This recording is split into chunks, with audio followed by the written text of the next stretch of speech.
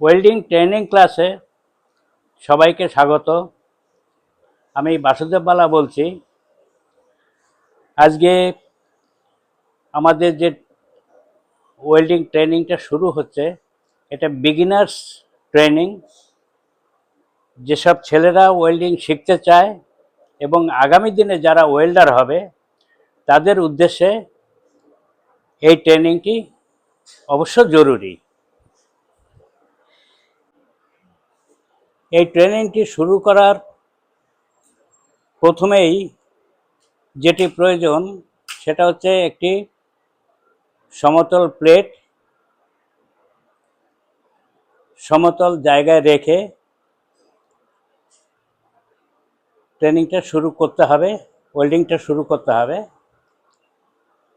তার আগে যে কাজগুলো করা দরকার সেটা হচ্ছে একটি হোল্ডার এবং একটি আর্থিং কেবল প্রয়োজন। আর্থিং কেবলটি ওয়েল্ডিং মেশিনের নেগেটিভ পোলে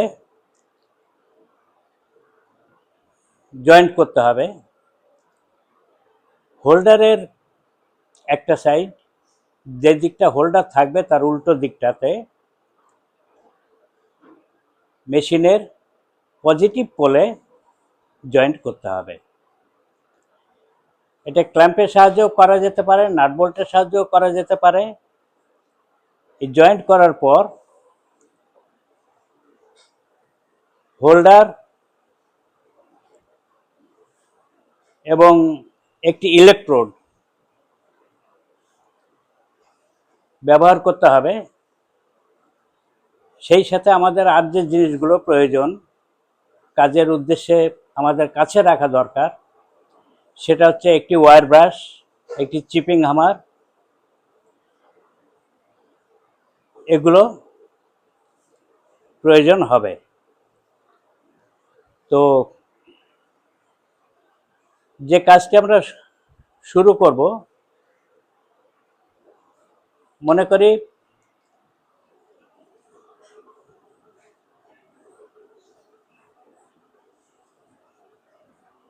এই একটি সমতল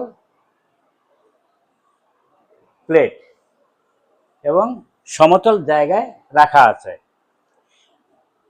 আমরা একটি হোল্ডারে একখানা ইলেকট্রোড পরিয়ে আমরা ওয়েল্ডিংটা শুরু করার চেষ্টা করব। তার আগে আমরা একটা মার্কিং করে নিতে পারি সমতল প্লেটের ওপরে। সেটা চক দিয়েও হতে পারে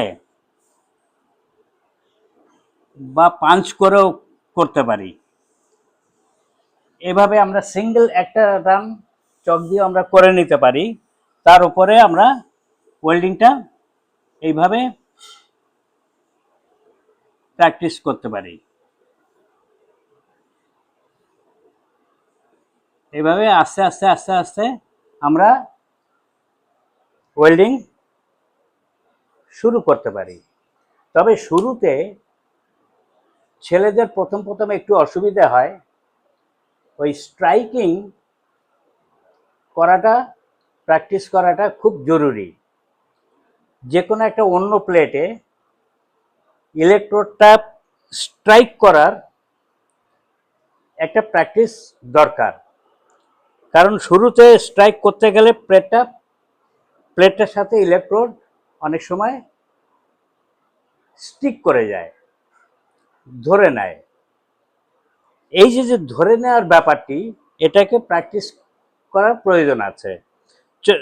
টাচ করে, হালকা টাচ করে ওটাকে একটু তুলে নিয়ে তারপরে টানতে হয়।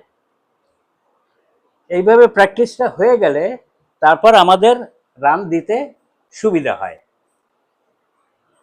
যদি প্রয়োজন হয় তাহলে এখানে চক দিয়ে আমরা দুটো রানও দিয়ে নিতে পারি।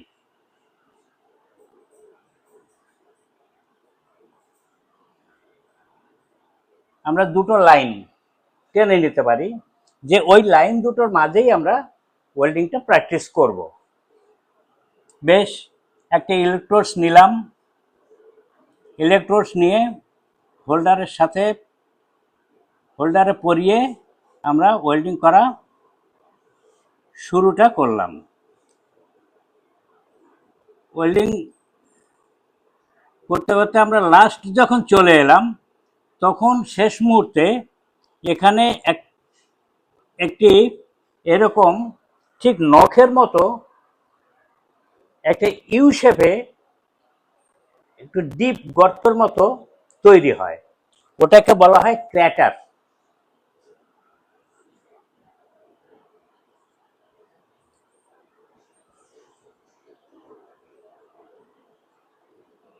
ওটাকে বলা হয় ক্র্যাটার। সবসময় চেষ্টা করতে হয় রান শেষে অথবা রান শেষ হয়ে গেলে ওই ক্র্যাটারটাকে আবার ইলেকট্রোডসটাকে ব্যাক করে ওটাকে ফিল আপ করে দেওয়ার প্রয়োজন হয়। তা না হলে ওই জায়গাটা গর্ত থেকে যাবে এবং ভবিষ্যতে ওটা একটা অসুবিধার সৃষ্টি করে। শুরুতে এই প্র্যাকটিসটা হওয়া দরকার যে আমরা ক্র্যাটারটাকে সবসময় ফিল আপ করে রাখবো। এবারে বিষয়টা হচ্ছে যে একটি হোল্ডার, সেখানে আমরা ইলেকট্রোডসটাকে যে পরাবো সেই ইলেকট্রোডসটা কেমন হবে। মনে করি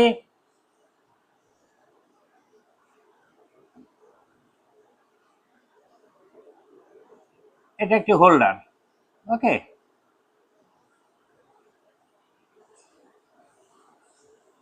এখানে আমরা এখানে electrodes পরালাম।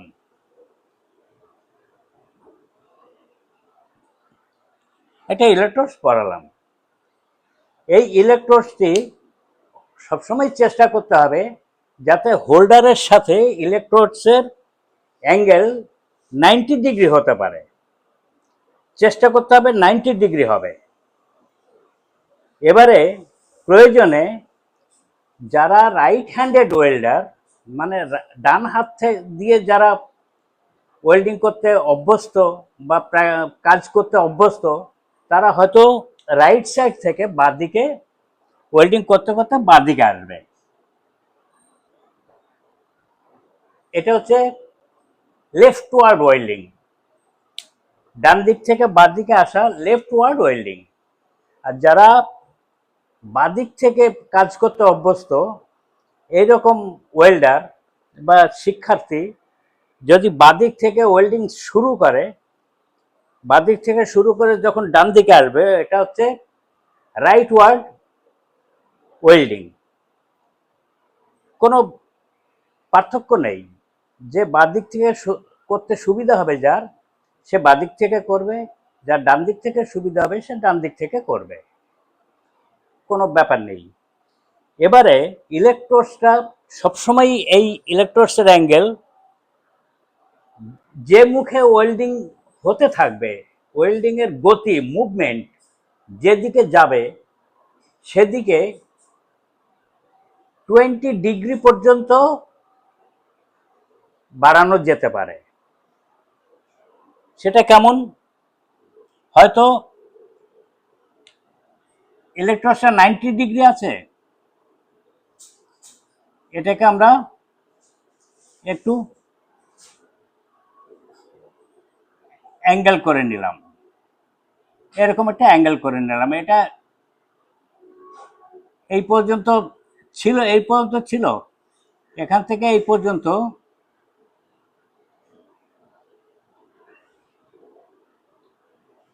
0 to 20 degree, 0 to 20 degree পর্যন্ত আমরা ওটাকে কাট করে নিতে পারি বা হেলিয়ে নিতে পারি। এর বেশি কোনো রকমেই কাট করাটা সুবিধাজনক হবে না। যারা রাইট হ্যান্ডেড ওয়েল্ডার তারা সবসময় চেষ্টা করবে ঠিক ইলেকট্রোডসটাকে 90 ডিগ্রি ধরে, এরকম হোল্ডারটা ধরে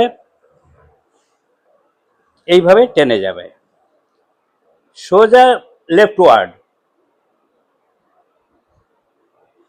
হয়ে গেল। যদি সুবিধা হয়, যদি প্রয়োজন মনে করে, তাহলে সে ওয়েল্ডার হয়তো ইলেকট্রোডসটাকে আরেকটু এরকম কাত করে নিতে পারে, হোল্ডারটাকে একটু কাত করে নিয়ে এইভাবে টানতে পারে। সেই কাতটা কতটা হবে? আপ টু 20 ডিগ্রি কাত হবে, এর বেশি করাটা ঠিক হবে না। বেশি কাত করলে অসুবিধা হবে। এই অসুবিধাগুলো পরবর্তীতে আরো পরিষ্কারভাবে আলোচনা করা হবে এবং জানা যাবে যে কি কি অসুবিধা হতে পারে। একবারে সব রকম বিষয় আলোচনা করলে ওটা একটু প্রেশারের ব্যাপার হয়ে দাঁড়ায়। সেই জন্যে পরবর্তীতে এই সুবিধাগুলো অসুবিধাগুলো আরো বিস্তারিত আলোচনা করা হবে। তবে একটু অল্প করে বলে রাখি, ইলেকট্রোডস যত কাত হবে তত ফিউশনের অসুবিধা হয়। মেটালের ভেতরে যে ওয়েল্ড মেটালটা ঢুকবে সেটা কাত করলে ওয়েল্ড মেটালটা ঢুকতে অসুবিধা হয়, ফিউশনের ঘাটতি হয়। আরো অসুবিধা আছে, আন্ডারকাটের একটা ব্যাপার আছে, স্প্যাটারিং এর একটা ব্যাপার আছে, এইসব নানান রকমের অসুবিধা আছে, সেগুলো আমরা পরবর্তীতে অবশ্যই আবার আলোচনা হবে। এই মুহূর্তে আমরা বলে রাখি যে 90 ডিগ্রি থেকে আপ টু 110,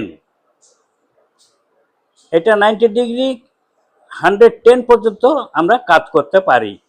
এই পর্যন্ত করে আমরা লেফট ওয়ার্ড ওয়েল্ডিং করলাম, বা যারা বাদিক থেকে ওয়েল্ডিং করতে অভ্যস্ত তারা ঠিক ওই রকম 90 ডিগ্রিটা থেকে শুরু করে 110 পর্যন্ত রাইট ওয়ার্ড ওয়েল্ডিং প্র্যাকটিস করতে পারে।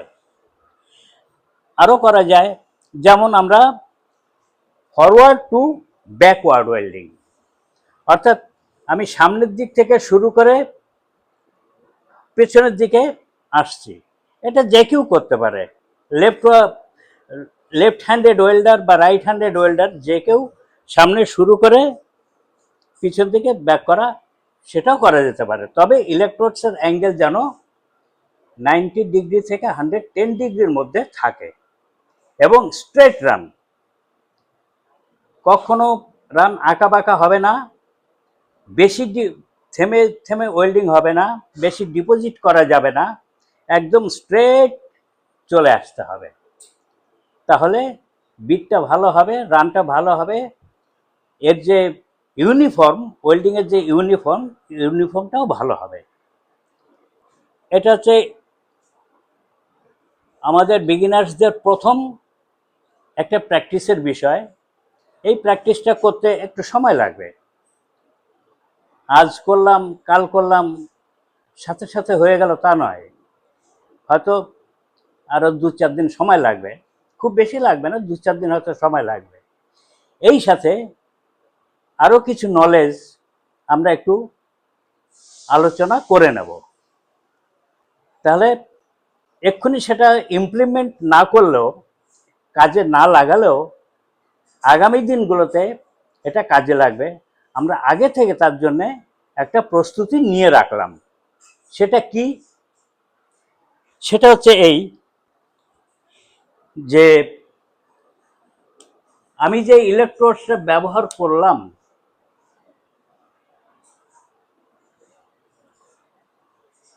এই ইলেকট্রোডসটা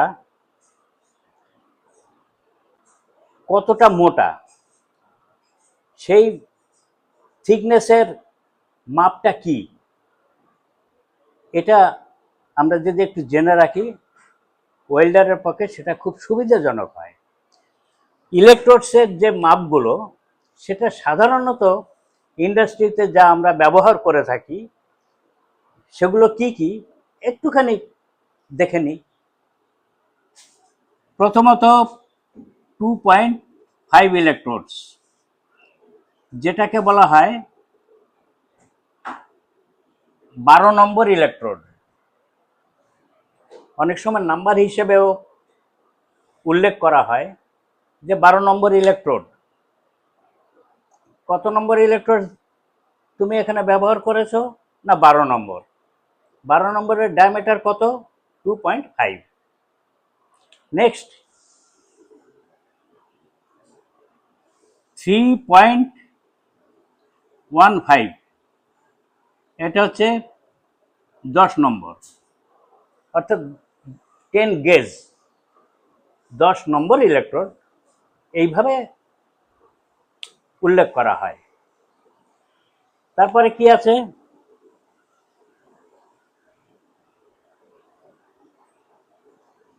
4.0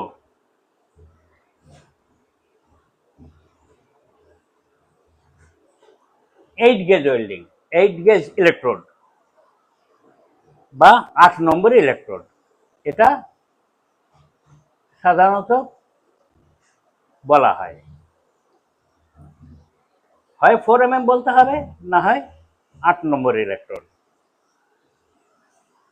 নেক্সট আরো একটি ইলেকট্রোড 5.0, এটাকে কি বলা হবে, 6 গেজ বা 6 নম্বর ইলেকট্রোড। এখানে কত নম্বর ইলেকট্রোড ব্যবহার করেছ, না 6 নম্বর, অথবা 5 ইলেকট্রোড আমি ব্যবহার করেছি। এই নাম্বারগুলো জাস্ট জেনে রাখা ভালো, আগামী দিনগুলোতে কাজে লাগবে। এক্ষুনি আমরা একটু আলোচনা করে বিষয়টাকে একটু জেনে রাখলাম। আরো একটি বিষয় হচ্ছে,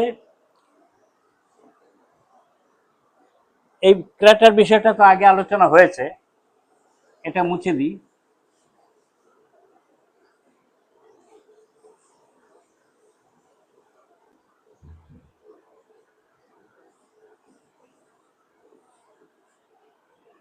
সমতল প্লেটের ওপরে যখন আমরা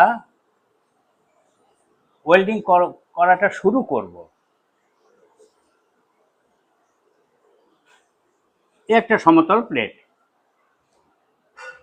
সমতল অবস্থানে আছে, আমরা ওয়েল্ডিং করা শুরু করলাম। ধরে নিচ্ছে আমাদের হাত সেট হয়ে গেছে, আমরা ওয়েল্ডিং এবারে মোটামুটি ভালোই করতে পারি। তখন যে জিনিসগুলো দেখার প্রয়োজন আছে সেটা হচ্ছে কি, না ইলেকট্রোডসের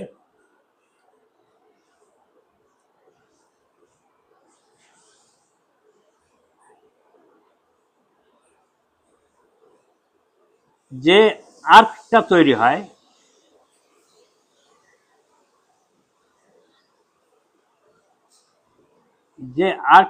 হয়, সেই আর্কটা, অর্থাৎ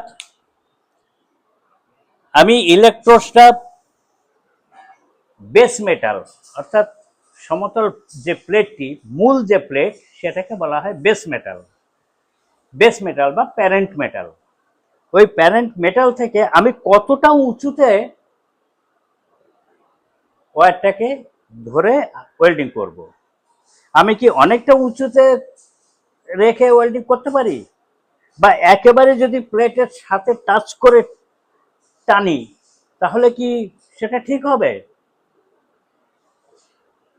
এই যে বিষয়টি, তাহলে সঠিক কোনটা, এটা আমাদের একটু জেনে নেওয়া দরকার।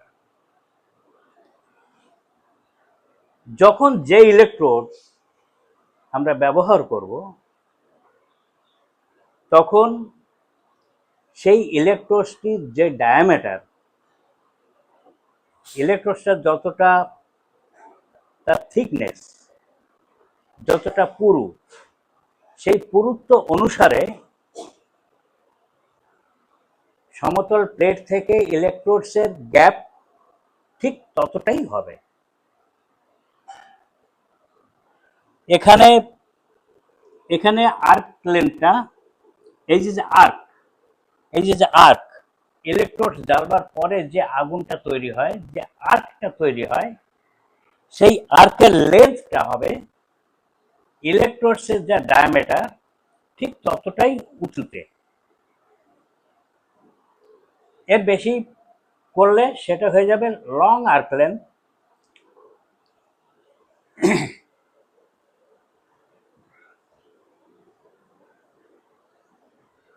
Arc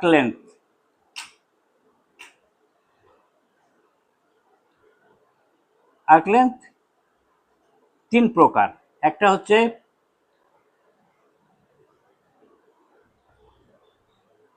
short arc length,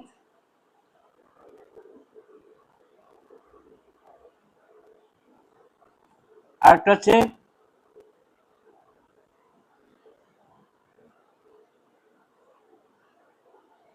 medium arc length, আরেকটা হচ্ছে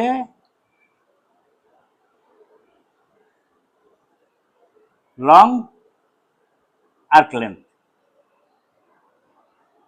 এর মধ্যে ইলেকট্রোডসের ডায়া অনুসারে যে আর্ক লেন্থটা ব্যবহার করা হয় ওটাকে বলা হয় মিডিয়াম আর্ক লেন্থ।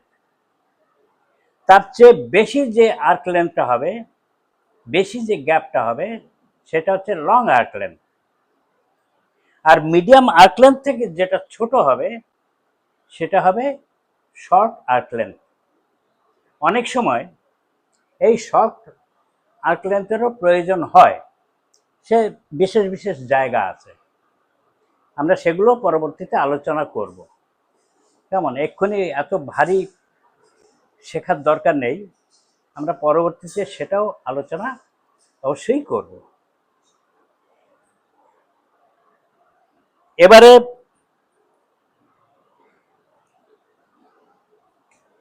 আমরা একটা জিনিস একটু দেখে নিই।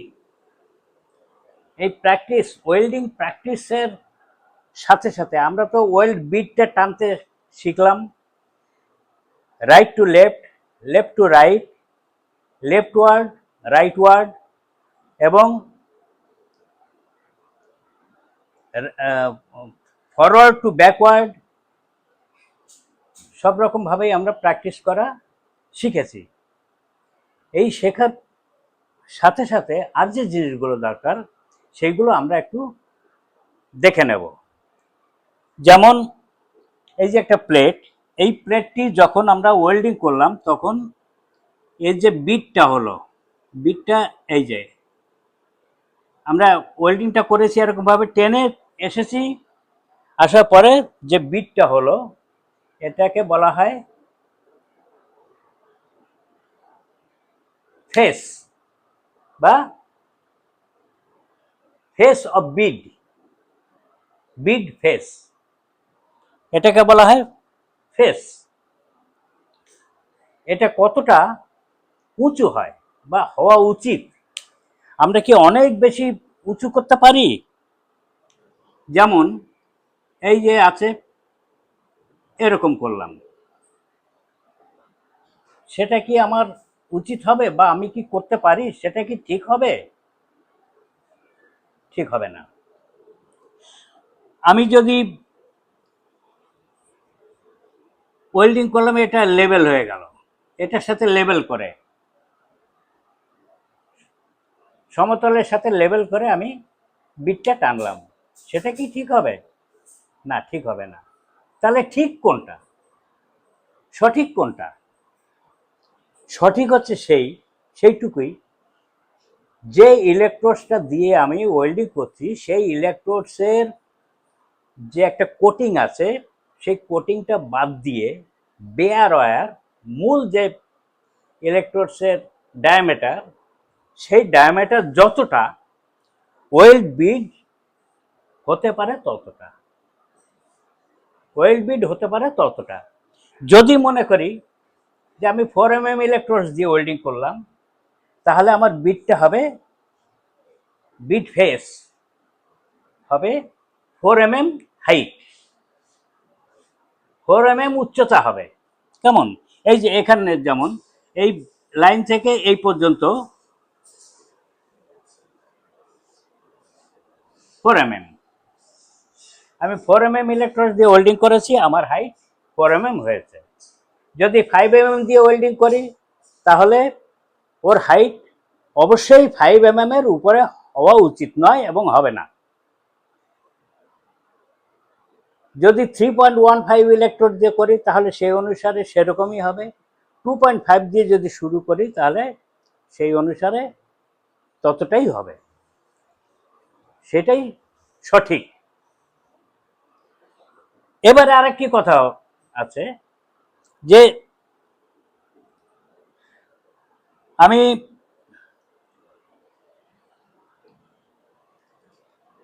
এই একটা প্লেট, আমি এখান থেকে ওয়েল্ডিং শুরু করলাম, এখান থেকে ওয়েল্ডিং করতে করতে আমি চলে এলাম। এবারে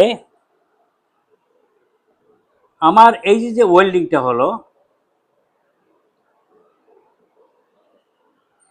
এই ওয়েল্ডিং বিড আমি কতটা চওড়া করতে পারি। আমি তো ওয়েল্ডিং করলাম,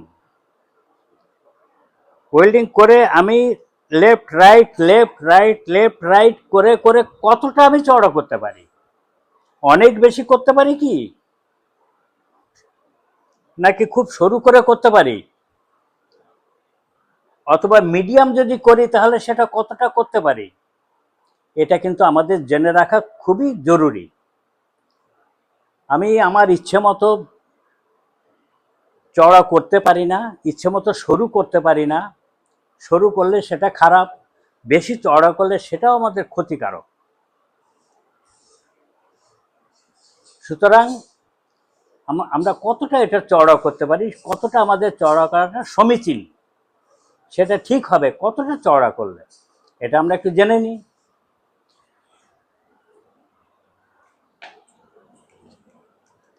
ইলেকট্রোডসের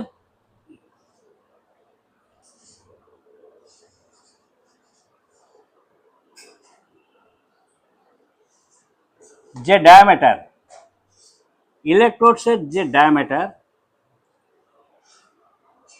অলওয়েজ ওয়েল্ডিং হবে সেই ইলেকট্রোডসের ডায়ামিটারের 3 times, not more than that. Electrodes ডায়ামিটারের 3 গুণের বেশি ওয়েল্ড বিড চওড়া হবে না। এটা খুব ক্লিয়ার হওয়া দরকার। অনেকের কাছে এই বিষয়টি ক্লিয়ার হয় না বলে ভুগতে হয়, ভবিষ্যতে অসুবিধাও হয়। ইলেকট্রোডসের ডায়ামিটার যত, তার 3 গুণ হবে ওয়েল্ড বিডের উইডথ বা চওড়া। আমি মনে করি আমি একটা 4 mm ইলেকট্রোডস দিয়ে ওয়েল্ডিং করলাম।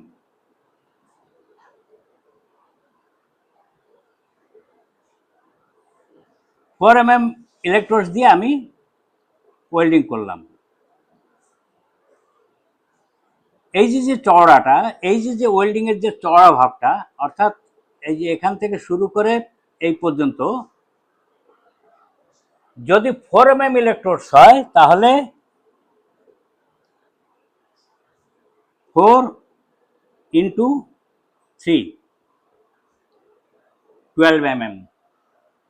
12 mm হবে বিডের চওড়া বা উইডথ, এর বেশি নয়। এর কম হওয়াটাও সমীচীন নয়।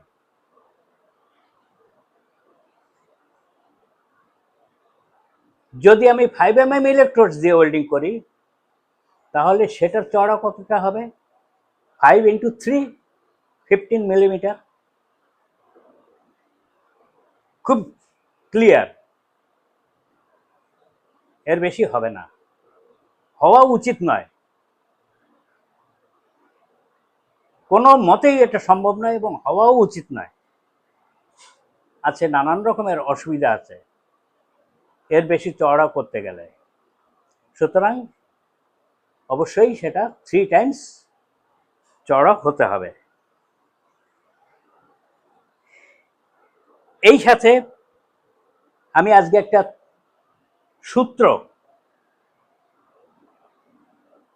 সূত্র দিয়ে রাখি। সূত্রটা ভবিষ্যতে কাজে লাগবে। ভবিষ্যতে কেন, ওয়েল্ডিং এর শুরু থেকেই এটা কাজে লাগবে। সূত্রটা কি?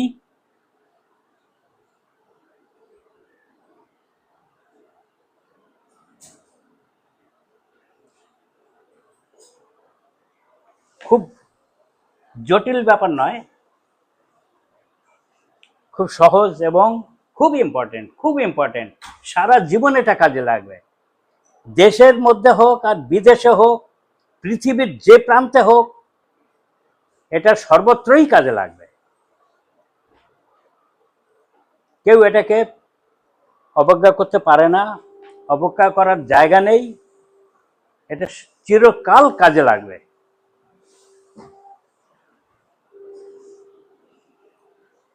সেটা হচ্ছে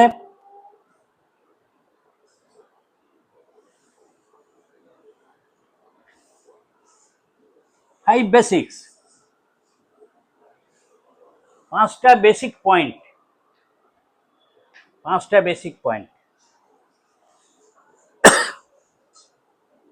নাম্বার 1,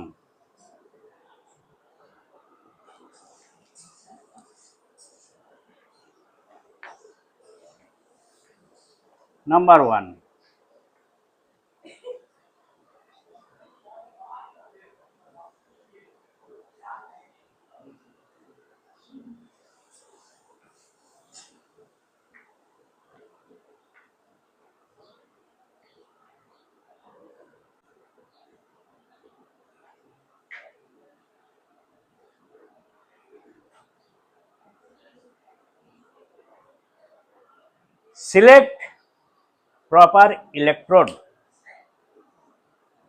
যেখানেই আমি কাজ করি, আজকে আমরা বিড অন প্লেট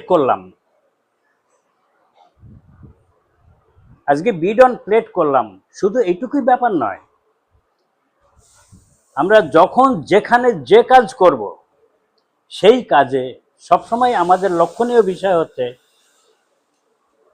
যে আমি ইলেকট্রোডসটা কি ব্যবহার করছি, আমার জবটা কি, আমার মেটালটা কি, আমি কি ইলেকট্রোডস ব্যবহার করছি, সেই ইলেকট্রোডসের মেটালটা কি, এই ইলেকট্রোডসের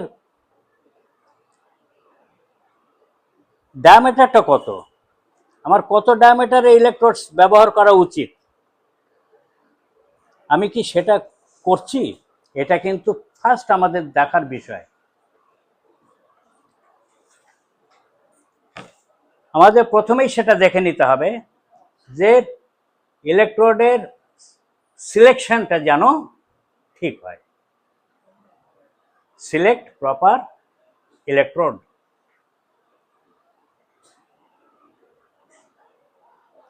নাম্বার 2, সিলেক্ট প্রপার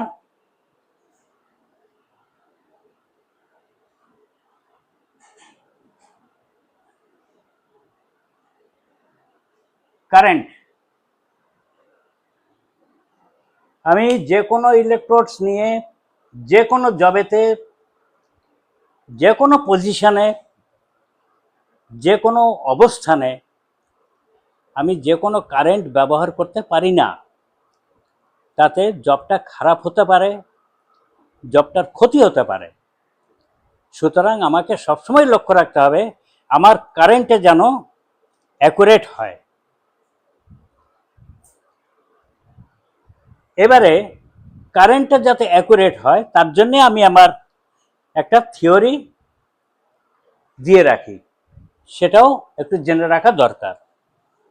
সে থিওরিটা কি, আমি কি করে কারেন্ট সিলেক্ট করব, কারেন্টটাকে সিলেক্ট করার একটা সূত্র আছে। সেই সূত্রটা হচ্ছে এই, মনে করি electrodes dia into 40 plus minus 20, electrodes dia into 40 plus minus 20, সেটা কেমন হবে? মনে করি আমার ইলেকট্রোডস 4 mm ইন্টু 40 কত হচ্ছে 160, প্লাস করে প্লাস 20 180,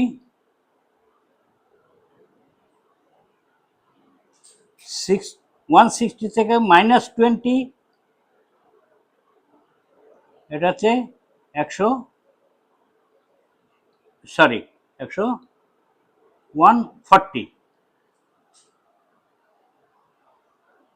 তাহলে 4 mm ইলেকট্রোডসের কারেন্ট রেঞ্জ হচ্ছে 140 থেকে 180। এটা হচ্ছে ইলেকট্রোডের 4 mm ইলেকট্রোডের কারেন্ট রেঞ্জ। আমি 140 থেকে শুরু করে 180 পর্যন্ত যেতে পারি। এবারে এটা ডিপেন্ড করে বিভিন্ন পজিশন, বিভিন্ন জব, বিভিন্ন অ্যাঙ্গেল, বিভিন্ন মেটালের ইলেকট্রোড, তার উপরে নির্ভর করে আমার কারেন্ট রেঞ্জটা এর চেয়ে আর বেশি করার প্রয়োজন আছে না 140 নিচে করার প্রয়োজন আছে। অনেক সময় সে প্রয়োজনটা হয় জায়গা বিশেষে, সেগুলো জবের ক্ষেত্রে জানা যায়, আমরা পরবর্তীতে সেটা নিয়েও আলোচনা করতে পারি। কিন্তু 140 নিচেও আসার প্রয়োজন হয় বিশেষ বিশেষ মেটালে, বিশেষ বিশেষ পজিশনে, বিশেষ বিশেষ জায়গায়। কেমন? এই হচ্ছে সিলেক্ট প্রপার কারেন্ট। প্রপার কারেন্টকে জানতে গেলে আমাকে এই থিওরিটা, এই সূত্রটা ফলো করতে হবে। প্রপার কারেন্টকে আমরা পেয়ে গেলাম। Number 3, select proper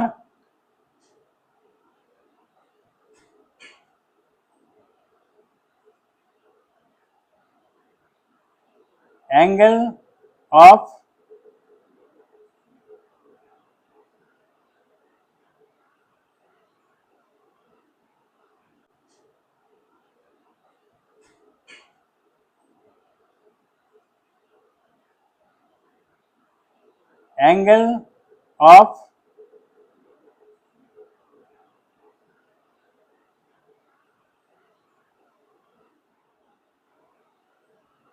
proper angle of electrode,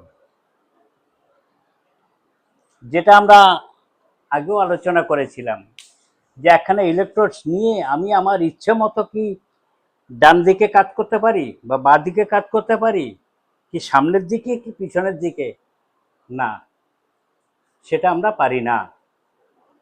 ইলেকট্রোডসের angle always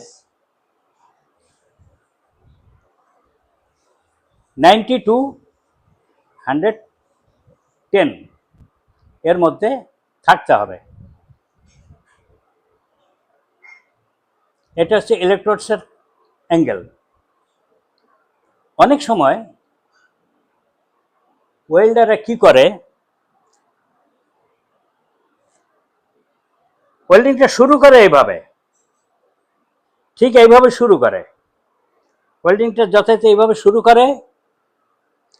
করে আস্তে আস্তে আস্তে আস্তে ওয়েল্ডিং যেতে থাকে, হাত আর সরে না, কিন্তু ইলেকট্রোডসের মাথার সামনের দিকে চলে যায়। ফলে হয় কি, মেটাল ঠিকমতো ফিউশন হয় না। বা যারা লেফট হ্যান্ডেড ওয়েল্ডার তারাও এইভাবে শুরু করে ওয়েল্ডিং করে যেতে যেতে যেতে যেতে এরকম ইলেকট্রোডস কাট হয়ে যাচ্ছে, হাত আর সরে না। এই যে ইলেকট্রোডসের অ্যাঙ্গেল এদিক ওদিক হয়ে যাওয়া, প্রপার অ্যাঙ্গেলটা নষ্ট হয়ে যাওয়া, এটা কাম্য নয়। সুতরাং যেটা প্রয়োজন সেটা হচ্ছে যে ইলেকট্রোডসটা অলওয়েজ ঠিক এরকম অ্যাঙ্গেলে শুরু করব, ওয়েল্ডিং শুরু করব এইভাবে, এবং শেষও হবে ঠিক ওই অ্যাঙ্গেলে। যদি আমরা এইভাবে শুরু করে আস্তে আস্তে আস্তে আস্তে আস্তে আস্তে ইলেকট্রোডসটা সামনের দিকে চলে গেল, হাত আর সামনের দিকে এলো না, ফলে হচ্ছে কি, ইলেকট্রোডসের অ্যাঙ্গেলটা অন্যরকম হয়ে যাচ্ছে। এখান থেকে আমরা ওয়েল্ডিংটা শুরু করলাম, এই হচ্ছে ইলেকট্রোডস, তারপরে আস্তে আস্তে ইলেকট্রোডসটা সরে এলো, অ্যাঙ্গেলটা হয়ে গেল এরকম, আবার ইলেকট্রোডসটা এগিয়ে এলো, অ্যাঙ্গেলটা হয়ে গেল আরও এরকম, আরও সরে এলো, তখন হয়ে গেল আরও এরকম। সুতরাং অ্যাঙ্গেলগুলো যাতে ঠিক একই একই অ্যাঙ্গেলে থাকে ইলেকট্রোডস, সেই দিকে লক্ষ্য রেখে কিন্তু সবসময় এগোনো প্রয়োজন। তাহলে আমরা এই যে ভুল যে টেকনিক, ভুল টেকনিকটাকে আমরা গ্রহণ করব না। তাহলে সঠিক টেকনিকটা কি সেটা আমরা একটু দেখে নিই।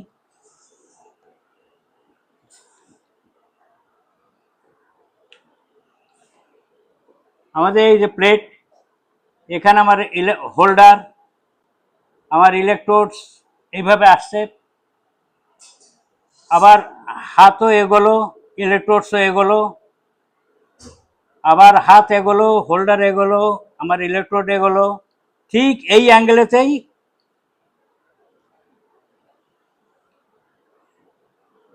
ওয়েল্ডিং এগোতে থাকবে এবং হতে থাকবে। এটাই হচ্ছে প্রপার অ্যাঙ্গেল অফ ইলেকট্রোড। আমরা যেন এটাকে কখনো ভুল না করি। অধিকাংশ ক্ষেত্রে, বেশিরভাগ ক্ষেত্রেই দেখা যায়, সর্বত্রই ওয়েল্ডার ওয়েল্ডিং করে, ওয়েল্ডিং করতে করতে করতে করতে হোল্ডার বেশি এগোয় না, কিন্তু ইলেকট্রোডসের মাথায় এগিয়ে যায়। এটাকে কিন্তু কন্ট্রোল করা অবশ্য প্রয়োজন। এই জন্য এটা হচ্ছে মানে অ্যাঙ্গেল অফ ইলেকট্রোডের একটা গুরুত্বপূর্ণ বিষয়।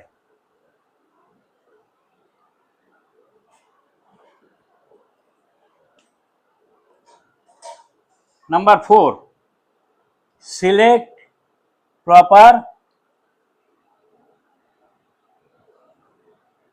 আর্ক গ্যাপ বা লেন্থ।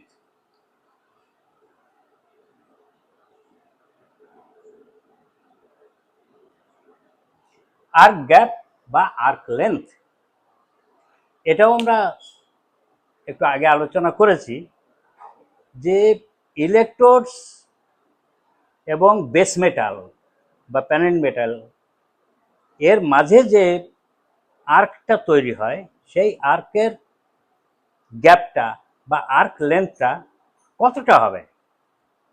খুব পরিষ্কার কথা যে ইলেকট্রোডসের ডায়া যত, আর্ক লেন্থ হবে তত। ঠিক আছে, এরপরে কিন্তু এটা নিয়ে আর কিছু ভাববার বিষয় থাকে না। তবে জায়গা বিশেষে আমরা যেটা আলোচনা করেওছি যে কোনো কোনো ক্ষেত্রে কম বেশি করার প্রয়োজন হয়, সেগুলো জায়গা বিশেষে। কিন্তু আর্ক লেন্থ বা আর্ক গ্যাপ অলওয়েজ ইলেকট্রোডসের যে ডায়া সেটাই হবে। নাম্বার 5,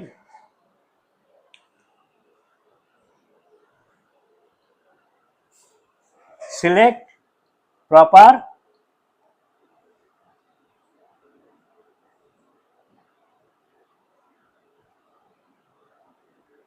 ট্রাভেল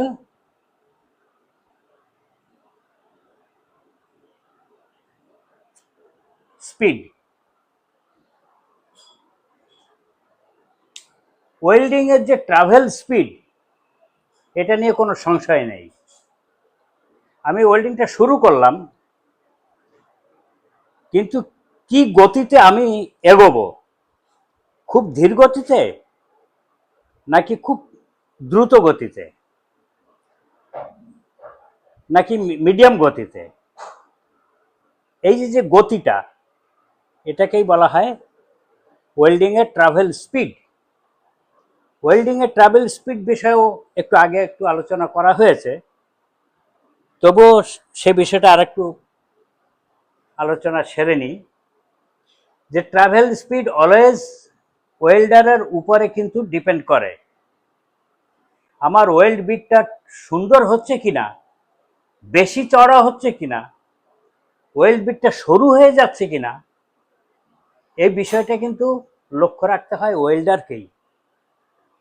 ওয়েল্ডারের স্কিলনেসের উপরে কিন্তু, দক্ষতার উপরে কিন্তু এই ট্রাভেল স্পিডটা নির্ভর করে।